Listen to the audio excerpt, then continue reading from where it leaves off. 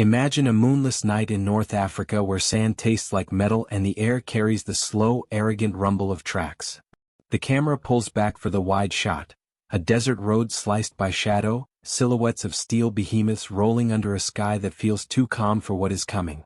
In this wide frame you hear it first, not speech, but the confident bite of gears and the low, satisfied murmur of men who believe industry equals invincibility. Move closer now. Mid-shot, inside a half-buried foxhole, 3 American GS huddle like conspirators around a bottle. The scent of spilled gasoline cuts through the cold night, sharp and obscene. One man laughs, a short, half-nervous sound, and it hangs in the air like a dare. They have no artillery in range, no bazookas enough to arm hope. They have improvisation and a stubborn refusal to be steamrolled. That tiny human sound contrasts with the distant, mechanical laugh of the Panzer IVs. Humor meets hubris. Now the close-up, fingers fumbling a rag, a wick soaked in flame, the glass catching the moon as if a small, dangerous jewel. The narrator's voice drops, gravel and velvet. They said steel would laugh at cloth. They said a bottle could no more shame a tank than a pebble could stop a river. The bottle sails, a small comet against an ocean of iron, and hits the hull with a hard, intimate thunk. Fire flares, an obscene bloom of orange on cold metal. Men shout, tracks spin, diesel and rubber scream. A whisper spreads through the ranks like mythology. 48 Panzer IVs, the rumor says, eaten by flame in a handful of nights. Not by artillery, not by miracle, but by the stubborn, ignited hands of those who had nothing left but invention. The number is delicious, precise enough to taste true, vague enough to mutate into legend. Whether the count is exact matters less than the story it fuels. That modern war, for all its doctrine and factory logic, could be undone by a cheap, improvised incandescent insult. Listen, a private, half-standing on a smashed road, is said to have grinned at a tank and joked, "If you meet a tank, offer it a Molotov cocktail." The quip lands like a test, mockery and strategy braided into one. In that instant the vanquished illusion of clean scientific warfare becomes messy and human. Stay with us. In the next segment we'll walk the streets and dunes where bottles became weapons, read the lines written in scorch marks and shell casings, and interrogate what a rumor, 48 tanks, did to the morale of commanders and to a dictator who preferred his victories neat. Subscribe, ring the bell and watch to the end, because this is not just a story about metal and fire. It's a tale about how small, decisive acts of improvisation can shame the grandest plans. The opening years of the Second World War were not, as hindsight sometimes deceives us, a clean narrative of steel rolling unopposed. In 1939, when the Wehrmacht crossed into Poland, the panzer divisions embodied something terrifyingly modern. Mechanized columns, radios guiding formations, tanks spearheading the Blitz. Yet for all their industry, the Germans met an enemy who, though poorly equipped, found cunning ways to fight back. Among these was a device so crude it embarrassed military theorists: the Molotov Cocktail. A bottle, a rag, and fuel. In the right hands, these could cripple machines costing thousands of man-hours. To grasp why this mattered, one must remember, dedicated anti-tank weapons were scarce in 1939 to 1942. Poland had few effective anti-tank rifles. Britain had yet to mass-deploy the PIAT.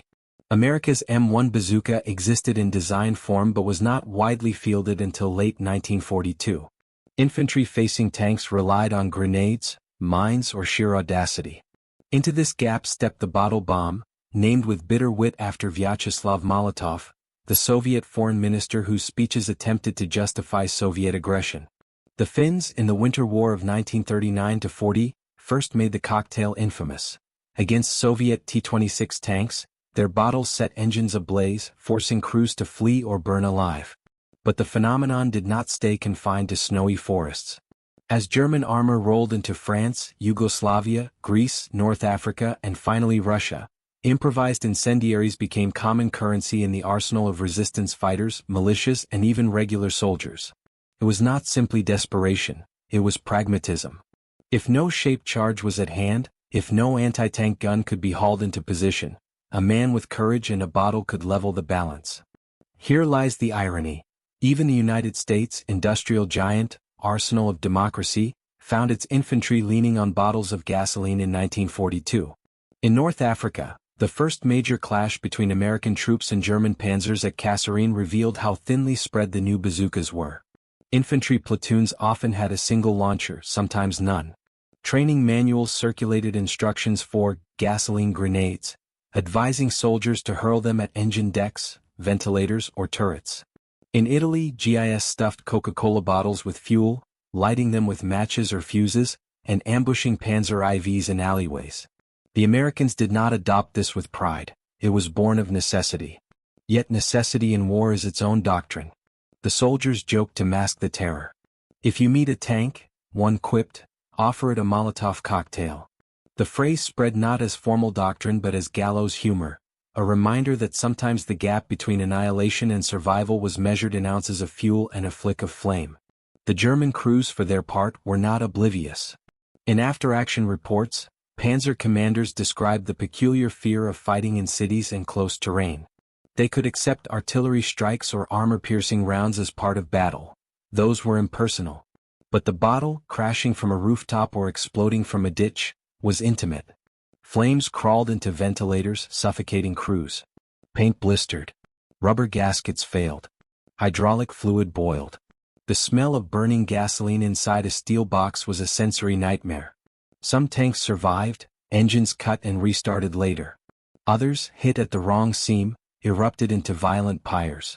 Whispers circulated, whole companies reduced by fire in the night. One legend, impossible to confirm yet persistent, claimed 48 Panzer IVs lost across a series of American ambushes in Tunisia, not to guns but to bottles. Was the figure exact? Almost certainly not. But numbers matter less than their symbolic power. To hear it repeated in mess tents, passed from platoon to platoon, was to feel the mighty Wehrmacht dented by kitchen shelf weapons. 4 men facing German armor, belief that it could be humbled was worth as much as the act itself. Meanwhile, in Berlin, reports reached Hitler's circle. The Führer demanded explanations. How could German engineering be shamed by alcohol-fueled toys? Generals scrambled with excuses: poor tactics, lack of infantry escort, bad luck. But beneath their words lurked an uncomfortable truth. The Panzer, like all machines, had vulnerabilities.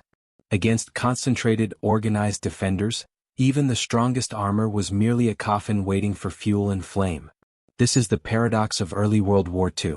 The world's most industrialized nations poured resources into tanks, yet their enemies, from Finnish ski troops to American GIS, often fell back on the simplest chemistry of destruction. In a war defined by mass production, the Molotov cocktail thrived because it was the opposite. Individual, improvised, cheap. It was a weapon of morale as much as mechanics. As the war widened, both sides adapted. The Germans added armored skirts, Scherzen, to Panzer IVs, meant to deflect shaped charges and hinder bottle flames. The Allies accelerated bazooka production, shipping them by the tens of thousands. But in those crucial first years before the factories caught up, the bottle was king. And the lesson of those flames, licking at the arrogance of the Panzerwaffe, would echo long after the sands cooled. The North African desert was supposed to be a proving ground for German armor. The Panzer IV, with its long-barreled 75mm gun and thickened frontal armor, arrived to spearhead Rommel's push. On paper it was a machine built to dominate. Yet the desert's open expanses offered not just glory but terror. GIS, lacking heavy guns, found cover in wadis, ruined villages, and the skeletons of olive groves. From these shadows they learned to throw fire. Reports from Tunisia in late 1942 described columns of panzers advancing cautiously, only to be halted when supply vehicles at the rear erupted in flames. Bottles had been hurled not at the leading tanks but at their support trucks. Gasoline, medical supplies, even ammunition caught fire, throwing formations into confusion. American infantry pressed the chaos, sprinting forward with more bottles aimed directly at the engine decks of the tanks themselves. In some skirmishes, 2 or 3 panzers were disabled in minutes. In others, a single determined soldier clambered onto a vehicle and smashed a bottle against the turret hatch, a suicidal intimacy that left the German crew screaming inside their armored cage. The statistics were never tidy. A destroyed tank might be repaired days later, a burned engine could be replaced. But for the crews inside, the experience etched itself into memory with smoke and fear. A panzer commander later recalled that what unsettled him was not the power of the bottle but its humility. We were undone not by guns but by glass. It was shameful and yet it worked. That shame festered. To lose to artillery was fate. To lose to improvised fire felt like betrayal. In Sicily the story repeated itself. Towns with narrow streets became death traps for armor. A Panzer IV could scarcely turn its turret before a bottle from a balcony exploded onto the grating above its engine. Civilians joined soldiers in the throwing, farmers, teenagers, even old women. The spectacle infuriated German officers. Hitler himself demanded explanations when hearing that entire detachments were immobilized by what propaganda had dismissed as toys of desperation. For a man obsessed with technology as proof of destiny, the notion that Molotov cocktails had halted panzer advances was intolerable. But facts are stubborn things. Field reports noted incidents of tanks abandoned after fires made interiors uninhabitable. Others documented crews bailing out only to be cut down by rifle fire. German engineers began welding mesh and plates to vulnerable surfaces, desperate to insulate their machines from the creeping flame. The very existence of such modifications was silent confession that the bottles worked. For American infantry, the reliance on fire was both a mark of ingenuity and a reminder of weakness. Industrial might meant little when frontline soldiers faced steel without proper tools. Soldiers joked bitterly that the U.S. Army had given them Coca-Cola at home and Coca-Cola bottles to fight abroad. Yet there was defiance in that joke. Fire became the equalizer. In the hands of a private barely out of high school, it humbled a tank crew trained to believe themselves invulnerable. One can imagine the contradiction echoing back to Berlin. Hitler read of victories in dispatches but also of unexpected losses. The boast of blitzkrieg was mechanized inevitability, but inevitability does not burn well. Rumors of 48 Panzer IVs destroyed in such fashion haunted the atmosphere, whether or not the count was true. The number carried the sting of ridicule. Armored divisions, the pride of the Reich, were being undone not only by enemy tanks but by the very poorest form of attack. This ridicule mattered. Soldiers fight with morale as much as metal. For German crews, the thought of fire raining from rooftops or ditches meant they could never fully relax. For American infantry, every destroyed tank proved that resourcefulness could counter industry. The flame of a Molotov burned longer than its fuel. It burned in the imagination of both sides. Thus, the early years of the war were paradoxical. The world's mightiest machines rolled into combat, yet their fates often rested on the courage of men clutching bottles.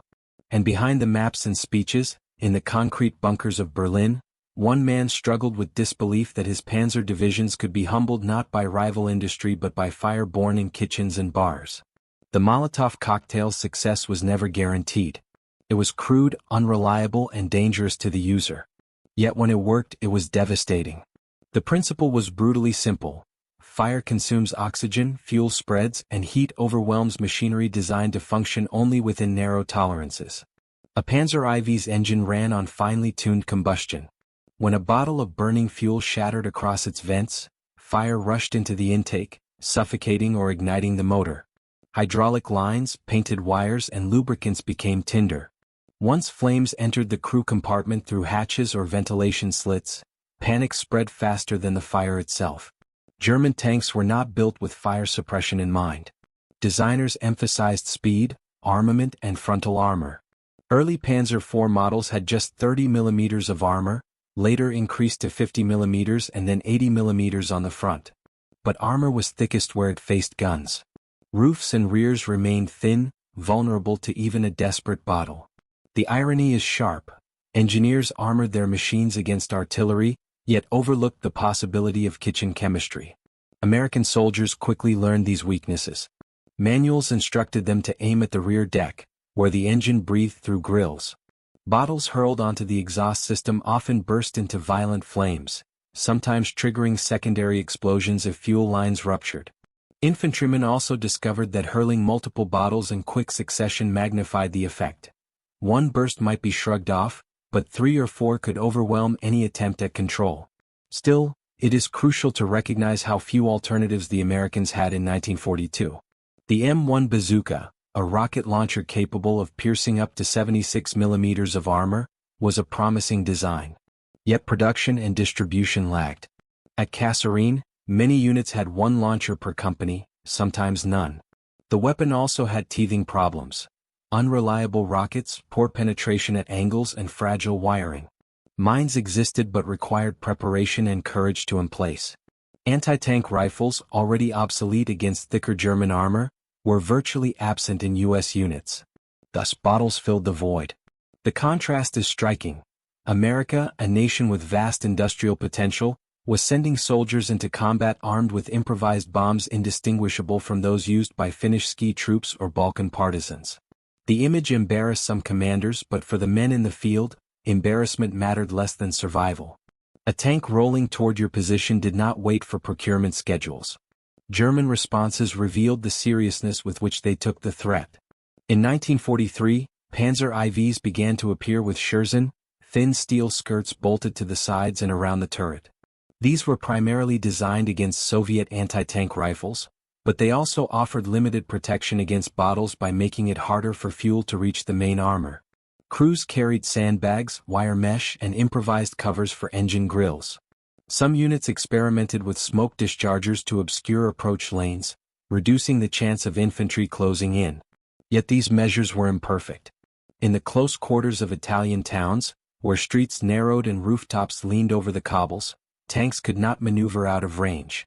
Infantry support was the logical solution, sending grenadiers ahead to clear ambushers. But in practice, coordination often faltered. Panzers rolled too far, infantry lagged, and bottles flew. The asymmetry was brutal. One tank represented months of work, dozens of men in the factory, and the weight of Reich prestige. One bottle represented minutes of preparation, the courage of a single soldier, and a few ounces of fuel. For Hitler, the problem was psychological as much as tactical. He had invested propaganda capital in the image of German armor as unstoppable. Each burned panzer threatened that image. Reports filtered through of units slowed not by Allied tanks but by firebomb ambushes. Hitler railed at his generals, demanding explanations, calling the incidents exaggerated or products of cowardice. But the modifications to the panzers, the skirts, the meshes, the smoke, betrayed reality. The Reich was adjusting, and in war, adjustment is admission. Meanwhile, on the American side, the Molotov cocktail began to fade only once bazookas arrived in quantity. By late 1943, GIS carried the M1A1 in significant numbers, and firebombs became a last resort rather than a primary tool. Yet the memory of those early battles lingered. Veterans recalled the smell of burning gasoline as vividly as gunpowder. Some swore they had seen whole groups of panzers disabled by fire. The legendary number, 48, persisted, whispered in barracks, written in letters home. Whether the figure was fact or folklore, it crystallized a truth, that even the most advanced machine could be humbled by the simplest flame. Thus, the Molotov became more than a weapon. It was a symbol of improvisation, a warning to those who put blind faith in technology. For American soldiers, it was a reminder that industrial superiority meant nothing if it did not reach the front line in time. For German crews, it was a nightmare they carried into every narrow street and village, knowing that a hand with a bottle might lurk in any shadow. The battlefield is not only won by weapons, it is won by perception. When German tankers began to fear the glint of glass as much as the flash of a gun barrel, the Molotov cocktail had already achieved strategic significance. Fear magnified every rumor. A single disabled tank became 10 destroyed. A skirmish in a Sicilian alleyway became a massacre of armor. Thus was born the infamous number, 48. Soldiers whispered it with relish, as if each tank had been personally dragged into the fire by the men clutching bottles. This figure, whether fact or fiction, traveled back across oceans and deserts.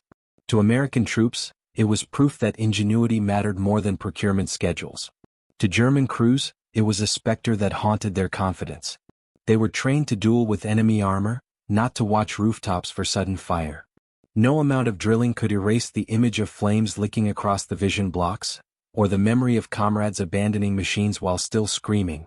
The psychological strain showed itself in subtle ways. Panzer units delayed advances until infantry cleared streets. Commanders became cautious, wary of overextension. Hitler despised caution. He wanted relentless momentum, the armored spear thrusting forward as a symbol of willpower made steel. Yet his own tankers were learning that fire could blunt that spear at any moment. Reports of burned panzers reached Berlin not as strategic disasters but as personal humiliations. In Hitler's worldview, technology was destiny. To be shamed by a bottle was to be mocked by fate itself. His rage was predictable. He ordered investigations, demanded new countermeasures, and accused subordinates of weakness. But there was no simple solution. One could thicken armor but not over every surface. One could attach skirts but flames found seams. One could order infantry escorts, but chaos of war ensured gaps would open. Every solution cost time, resources, and, most of all, confidence. The Allies sensed this fragility. Propaganda units seized on the image of Molotov cocktails against panzers, spreading tales of giant killers, and celebrating improvisation. Newsreels hinted at the possibility that German might was not unbreakable. Civilians watching in New York or London saw ordinary soldiers with bottles standing up to machines of steel, and they believed the tide could turn. Belief is contagious. What began as desperation became inspiration. In military terms, the Molotov was soon overshadowed by more sophisticated weapons. By 1944, bazookas, Piats, and recoilless rifles gave infantry reliable answers to armor. Tanks themselves grew deadlier, with the American M4 Sherman mounting increasingly potent guns, and eventually the Pershing entering combat. Yet the memory of fire lingered. In after-action reports, veterans still mentioned the bottle as the moment they first realized German armor was not invincible. The Molotov also transcended its time. It reappeared in resistance movements from Warsaw to Budapest, in colonial wars, even in the jungles of Vietnam. Its crude simplicity made it universal, a weapon of the weak, a symbol of defiance. But its most dramatic early stage came when American soldiers, heirs to the world's mightiest industry, crouched in the dirt with bottles because they had nothing else. For Hitler, that image was unbearable. He had staked his prestige on armored invulnerability. Yet the battlefield mocked him with flames that no decree could extinguish. 48 panzers, the legend said, had gone up in smoke. Whether the number was true did not matter. What mattered was that it spread, repeated in whispers, reinforced by every burned-out hulk on the roadside. Even the most loyal propagandists could not erase the sight of wrecks, turrets blackened, hulls still smoldering. And so the Molotov cocktail wrote itself into the narrative of the war. It was not the decisive weapon, but it was a symbolic one. It revealed the limits of technology, the power of improvisation, and the fragility of morale.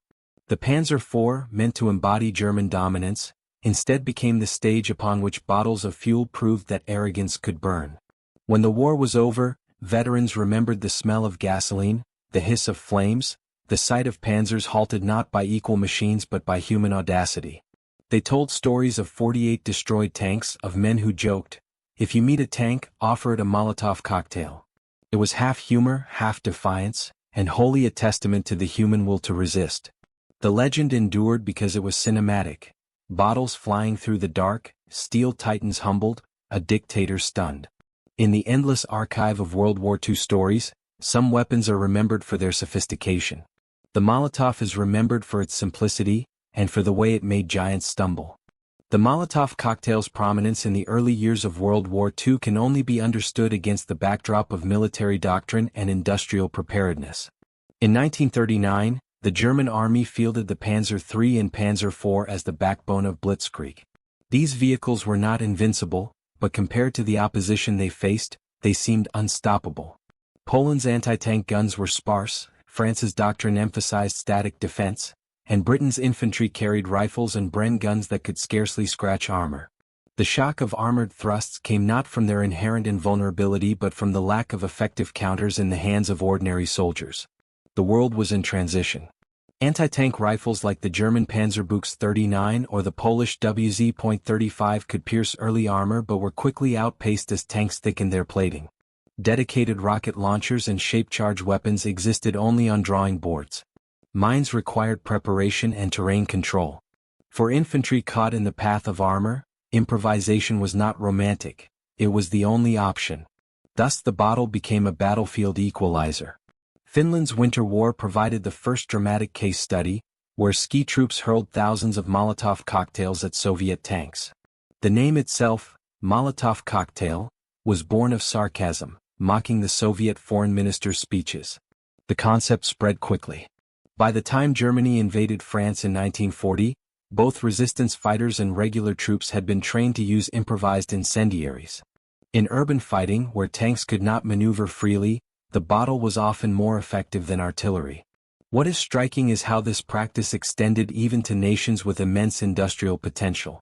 The United States was the largest producer of vehicles, aircraft, and weapons in the world. Yet when American troops first met German armor in North Africa, their infantry did not always have sufficient bazookas. Production existed but distribution lagged. The M1 was a new weapon with logistical bottlenecks and technical flaws. Entire companies went into combat with none at all. In that vacuum, soldiers fell back on the same crude answer as their Finnish, Polish, and Yugoslav counterparts: bottles of gasoline with cloth wicks. This paradox carried symbolic weight. America, with its assembly lines, still relied on solutions indistinguishable from partisans fighting with scraps. For the men on the ground, it blurred the line between superpower and guerrilla. A soldier in Tunisia crouched with a Coke bottle of fuel was not so different from a resistance fighter in occupied Warsaw or a villager in the Balkans. The Molotov leveled the battlefield in more ways than one. For German crews, this improvisation was humiliating. To be destroyed by an enemy tank or anti-tank gun was acceptable, even honorable. To be forced out of a panzer by burning fuel poured from a bottle felt like mockery. Accounts describe the claustrophobia of being trapped in a steel shell as flames seeped through vents. Unlike a clean penetration by a shell, fire was messy, choking, personal. Tankers could not always fight back. Their machine guns had limited depression, their visibility was poor, and urban landscapes gave attackers endless hiding spots. They felt hunted by shadows carrying fire. Hitler, whose worldview was steeped in the belief that German technology embodied destiny, reacted with fury when hearing that Molotov cocktails had disabled his tanks. The contradiction was unbearable, the Reich's pride undone by kitchen chemistry. He accused generals of cowardice, demanded thicker armor, and pushed for innovations like Scherzen skirts. Yet each adaptation admitted that the threat was real. No decree could erase the fact that flames had humbled his machines. The core issue, therefore, was not only tactical but philosophical. The early war revealed the gap between doctrine and reality. Blitzkrieg promised unstoppable momentum, but it was vulnerable to disruption. Industrial might promise superiority, but supply chains lagged behind battlefield needs. Armored divisions promised invincibility, but morale cracked when faced with improvised fire. The Molotov cocktail embodied this contradiction. It thrived in the void left by slow innovation, by overconfidence, and by the underestimation of infantry resourcefulness. It was a reminder that war is not a contest of perfection but of adaptation. Even the strongest machines can falter when confronted with the simplest of weapons wielded with courage. The 48 legend captures this dynamic perfectly. Whether or not so many Panzer IVs were truly destroyed by bottles, the story encapsulated the imbalance of perception. To American soldiers, it symbolized their ability to hold their own in desperate circumstances. To German crews, it magnified fear. To Hitler, it represented a personal insult to his faith in armored supremacy. Numbers are often less important than their psychological echo, and in this case the echo resounded louder than steel. Thus the background and core problem of the early war become clear. Anti-tank weapons were scarce, forcing armies and individuals to improvise. Industrial giants like the United States found themselves momentarily equalized with small nations and resistance fighters. German tankers, once supremely confident, confronted not just fire but humiliation. And Hitler, confronted with the limits of his own myth, discovered that destiny could be undone by a rag, a bottle, and a spark. A tank is often described as a fortress on tracks, a machine meant to embody inevitability. But the Panzer IV, for all its reputation, was never a sealed monolith. It was a breathing organism, a symphony of moving parts dependent on oxygen, wires, rubber seals, and men inside who trusted the steel around them. When a bottle of gasoline ignited on its back, the illusion of invulnerability was stripped away in seconds. The rear deck of the Panzer IV was its first betrayal. Wide grilles and vents, designed to feed the engine the air it craved, also invited fire. When flaming fuel spread across those openings, the tank effectively inhaled its own destruction. Flames and smoke were sucked down into the machinery, starving the engine, scorching its components, seizing pistons that had been tuned for precision. A vehicle built to advance now shuddered, coughed, and froze in place. For the crew, immobility was the first death sentence. A tank that could not move was no longer a predator, only a target waiting to be finished. But the danger did not stop with the engine. Fire has a way of finding seams, and tanks, for all their armor, are riddled with seams. Fuel that splashed across turret rings or vision blocks seeped into spaces meant for breathing and seeing. Once smoke invaded the crew compartment, the machine transformed into a furnace. Heat warped the air, rubber seals hissed and melted, and every breath dragged in the taste of burning fuel. Vision glass clouded, periscopes cracked, and the men inside were blinded in the very moment they most needed to see. Panic inside a tank comes faster than any enemy assault. A crew could endure the metallic thump of shells striking armor, but the hiss of fire at their backs, the stench of gasoline, the choking fog that clung to every surface, these were personal, intimate terrors. It was not the impersonal violence of artillery, it was the suffocating threat of being cooked alive. The urge to abandon ship overwhelmed discipline, and men stumbled out into hostile streets where rifle fire and grenades waited. If the flames spread unchecked, the next stage was worse. Every panzer carried with it not just its crew but its own funeral pyre, racks of ammunition, propellant charges, hydraulic fluid, and lubricants. Heat that reached these stores turned the tank into a bomb. Ammunition cooked off unpredictably, one round after another igniting from heat, blasting shards of steel across the crew compartment. Survivors of such events described deafening concussions, turret hatches blasted skyward, and hulls transformed into ovens where no living thing could remain. The armor, which had been meant to protect them, became a sealed coffin. Even short of total destruction, fire crippled the subtler systems that gave a panzer its edge. Turrets rotated on hydraulics that faltered under heat. Wires and switches guiding communication burned out, leaving crews deaf to their commanders. Optics, so carefully ground to give clarity, fractured or fogged, stealing sight from gunners who suddenly found their world obscured. A panzer that could not traverse its gun, hear its orders, or see its target was a dead weight no matter how thick its armor remained. And always, behind the technical failures, loomed the psychological one.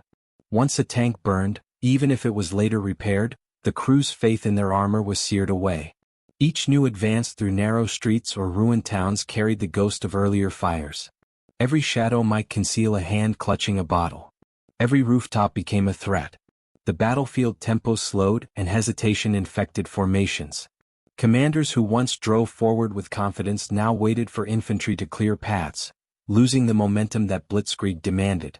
In the open desert, a Molotov might seem laughable, a desperate gesture against a steel leviathan. But war is rarely fought in ideal terrain. In towns, forests, or among the broken bones of villages, tanks were forced to crawl into ranges where bottles could arc overhead and shatter with a sickening intimacy. One bottle immobilized, another forced evacuation, a third turned steel into a pyre. For the men who relied on these machines, it was a reminder that even the greatest engine of conquest could be undone by the humblest spark. The deadliest stage for a tank was not when it charged across open desert, but when it slowed down, when its momentum bled away in the choke points of war. Cities, villages, and supply roads turned its armor from protection into liability.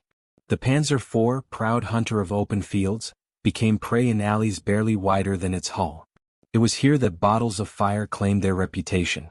Picture the scene, a Sicilian town, its cobblestones glistening with heat. The Panzer rumbles forward, engine growling against narrow walls. Its turret scrapes brick, its machine guns point forward but cannot depress toward the windows above. Then glass shatters against its rear deck, fire blossoms, smoke rolls down into the vents. The crew inside smell it instantly, acrid, choking, alive.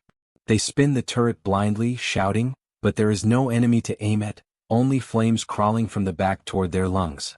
Seconds stretch into an eternity as another bottle smashes onto the turret roof, then a third.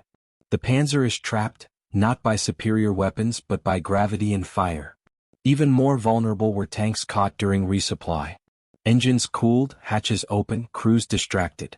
Fuel drums sat nearby, ammunition crates stacked carelessly. A single bottle hurled into such a tableau turned the entire scene into a chain reaction. One fire spread into many, exploding fuel barrels and igniting rounds. A resting tank battalion could be reduced to chaos within minutes, the kind of sudden reversal that no general could script into his plans. For infantry armed with little else, timing an ambush at these moments was both practical and devastating. German crews were not ignorant of these weaknesses.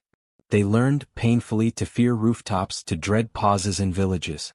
Orders were drilled: always advance with infantry support, always guard the rear with machine gunners, always keep hatches sealed in hostile ground. But orders on paper dissolve under fire. Infantry strayed, communication broke, and discipline faltered. Bottles still flew. The fire did not need to kill every tank. It only needed to remind the Germans that safety was an illusion. Attempts at countermeasures came quickly. Steel skirts, known as scherzen, were bolted to the sides of panzers. Wire mesh was stretched over engine grills. Some crews draped chains or spare treads across their decks, hoping to block the splash of fuel. It was an engineer's admission that the simplest weapon had found a seam in the most advanced design. And yet, in practice, these measures rarely erased the fear. Fire finds cracks, and a hand with the will to throw will always find the angle. The Americans, too, recognized the temporary nature of their fiery solution. Bazookas began to flow in greater numbers by late 1943, and the bottle returned to its rightful place as a desperate last resort. But the memory of those early days lingered. Veterans described how their first confrontation with German armor left them clutching bottles like talismans, how the act of setting fire to a machine that had seemed invincible gave them courage to face the next advance. They remembered the smell of gasoline stronger than they remembered the recoil of rifles. For the Germans, the memory was reversed. A panzer crew could accept being pierced by a shell; it was war's arithmetic. But to be smoked out by fire from a bottle was a humiliation, a scar etched deeper than any wound. Men told each other that the Allies had destroyed 48 panzers with bottles alone, the number swelling in rumor, and with every telling it became less important whether it was true. What mattered was the echo. Hitler's vaunted machines had burned, and the proof was visible on blackened hulks abandoned by the roadside. That is why the Molotov cocktail mattered far beyond its technical effect. It taught soldiers that armor could be beaten by audacity, and it showed dictators that prestige could be shattered by improvisation. For every bottle that burst on steel, there was another that exploded in the mind of the crew who fled, the commander who hesitated, the Führer who raged at reports that mocked his vision of armored destiny. Every weapon tells a story not only of invention but of error. The Molotov cocktail burned its way into the history of the Second World War not because it was perfect but because others failed. Its flames illuminated the mistakes of both sides, the arrogance of those who trusted too much in steel, and the unpreparedness of those who trusted too much in industry. For the Germans, the first mistake was doctrinal. Blitzkrieg thrived on momentum, on tanks driving deep while infantry secured the flanks. Yet commanders often pushed their panzers too far ahead, intoxicated by early victories in Poland and France. They forgot the simple truth: a tank without close infantry is blind. In open terrain this error could be forgiven, but in the alleys of Tunis or the ruins of Sicilian towns, it was fatal. Panzer IVs rolled forward without screens of grenadiers, exposing themselves to every hand that carried a bottle. The crews might as well have painted targets on their engine decks. The second German mistake was psychological. They believed too strongly in their own myth. To Hitler and his generals, armor was not merely a tool but a symbol of destiny. Tanks were supposed to embody inevitability, the Reich's proof of superiority. That belief blinded them to the possibility that something as humble as a glass bottle could change outcomes. The enemy was underestimated, reduced in imagination to obstacles rather than opponents. When those opponents lit wicks and hurled fire, the shock was doubled. Not only had a weapon worked, it had shattered an illusion. Few defeats cut deeper than those that puncture pride. The third error was technical. Panzer design improved constantly: thicker frontal plates, longer guns, better optics. But protection against incendiary assault lagged behind. Engineers knew of the danger but prioritized anti-tank rifles and artillery threats. They built against the weapon they respected, not the one they dismissed. When field modifications finally came, skirts, meshes, sandbags, they were acknowledgments made too late. By then, the legend of tanks burning from bottles had already spread like the fires themselves. Yet the Americans were not free of mistakes either. Their failure was not arrogance but delay. The United States possessed unmatched industrial capacity, yet the bazooka, designed as early as 1940, reached the battlefield in sufficient numbers only in late 1943. Between blueprint and foxhole stretched a gulf of bureaucracy, testing, and distribution. In that gulf, soldiers faced steel with bottles. It was not because America lacked answers, but because those answers did not arrive in time. This delay carried consequences beyond tactics. It shaped morale. JS who might have entered battle with confidence in modern weaponry instead crouched with improvisation. They learned courage through necessity, not preparation. Their bravery was real, but it was born from being forced into situations where no soldier should have been left. A superpower's arsenal meant little to the man who had only a Coke bottle of gasoline when a Panzer rounded the corner. Another American mistake was one of imagination. Commanders initially underestimated the frequency of tank infantry encounters in terrain favoring close combat. Training emphasized large-scale maneuvers, not street ambushes. Only after hard lessons in Tunisia and Sicily did manuals begin to include instructions on how to use firebombs effectively against armor. The fact that doctrine had to absorb instructions for bottles, rather than purpose-built weapons, was itself an indictment of planning. Both sides in their different ways failed to respect the battlefield as it was. The Germans trusted too much in myth, the Americans trusted too much in potential. One was blind to weakness, the other slow to fill a gap. Into that space stepped the Molotov cocktail, not as an invention of genius but as a correction imposed by circumstance. The result was a strange symmetry. German tankers, sweating inside machines designed to terrify, felt helpless when fire licked their vents. American infantry, supposed heirs to limitless industry, felt helpless until their bottles proved otherwise. Both confronted helplessness in the same blaze. That helplessness defined the early years, when doctrine and design lagged behind reality. The story of 48 panzers lost to fire may be legend, but legends grow in the cracks left by mistakes. A perfect army leaves no room for myth, an imperfect one creates stories that spread faster than orders. Every bottle hurled, every tank abandoned, every rumor of fire reinforced a single lesson. Arrogance and delay are as deadly as any bullet. The Germans paid in prestige, the Americans in blood, and the Molotov in reputation. When the smoke cleared, the mistakes were obvious. Tanks cannot fight alone. Industry cannot win from afar. And sometimes the smallest weapon survives in history because it exposes the largest errors.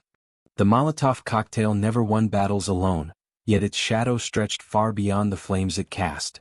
For German tankers, its presence rewrote the emotional landscape of combat. They entered the war believing their steel beasts were incarnations of invulnerability. Each burned Panzer IV undermined that belief, and every rumor of fire multiplied the unease. Crews began to check rooftops with more suspicion than they scanned the horizon. In cities, they sealed their hatches tight, suffocating in their own compartments to avoid the risk of fire pouring in. Some commanders insisted on halting entire formations until infantry had combed streets, bleeding time and momentum from blitzkrieg's essence. What the Molotov destroyed was not just machinery but rhythm. Blitzkrieg depended on shock, on relentless speed that overwhelmed defenders before they could adapt. Fire disrupted this tempo. A single disabled panzer at the head of a column could halt dozens behind it, creating bottlenecks where defenders rained more destruction. What should have been unstoppable thrusts became hesitant advances punctuated by smoke and hesitation. The Germans tried to restore confidence with new modifications, but no sheet of steel could armor the mind against the memory of burning fuel and trapped comrades. The psychological toll was compounded by the whispers of numbers. The figure of 48 panzers destroyed by bottles, whether accurate or exaggerated, carried weight precisely because it circulated among the rank and file. Soldiers cling to stories that explain their fears, and here was a story that confirmed the nightmare. Even the mightiest armor could fall to the cheapest fire. The rumor made its way upward, twisted by repetition, until it landed on Hitler's desk. For a man who demanded that his panzers be seen as the sharp edge of destiny, the idea that dozens could be humbled by gasoline in glass was intolerable. Hitler's reaction was as predictable as it was futile. He raged at his generals, blamed cowardice, and demanded redesigns. Orders went out for field modifications, for stricter discipline, for closer infantry escorts. Engineers scrambled to bolt on skirts and mesh. Yet all these measures were admissions, and each admission was an insult to the myth he cherished. The Molotov cocktail, by its very existence, mocked the notion of technological inevitability. It said in Fire and Smoke that destiny could be undone by improvisation. For the Americans, the weapon's legacy was double-edged. In the short term, it was a mark of vulnerability, proof that the greatest arsenal in the world had failed to arm its men adequately. But in memory, it became a badge of ingenuity. Veterans spoke of the bottles with a mixture of bitterness and pride. They had been forced into using them, yet in using them they discovered that courage could compensate, at least briefly, for the absence of proper tools. The image of young soldiers with Coke bottles against Panzer IVs resonated in post-war accounts as a symbol of American adaptability, the willingness to turn even consumer goods into weapons.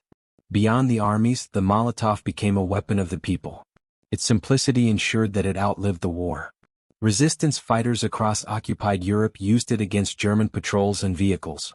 During the Warsaw Uprising of 1944, Polish insurgents hurled thousands of bottles at German armor, creating their own legends of fire. After the war, Hungarians used it against Soviet tanks in 1956, echoing the same defiance. In Vietnam, bottles filled with fuel became tools of ambush once again. Wherever conventional weapons were scarce, the Molotov cocktail resurfaced, carrying with it the memory of tanks humbled in the deserts of Tunisia and the alleys of Sicily. This persistence gave the weapon a symbolic weight far beyond its tactical utility. It stood for resistance, for the capacity of the weak to wound the strong. In propaganda posters, in whispered jokes, in training manuals hurriedly drafted for desperate units, the bottle became shorthand for defiance. Its very crudeness was its strength. Anyone could make one, anyone could throw one, and thus anyone could challenge even the most advanced war machine. For Hitler, this universality was a final insult. He imagined warfare as a contest of titanic machines, each side hurling its finest creations into the crucible.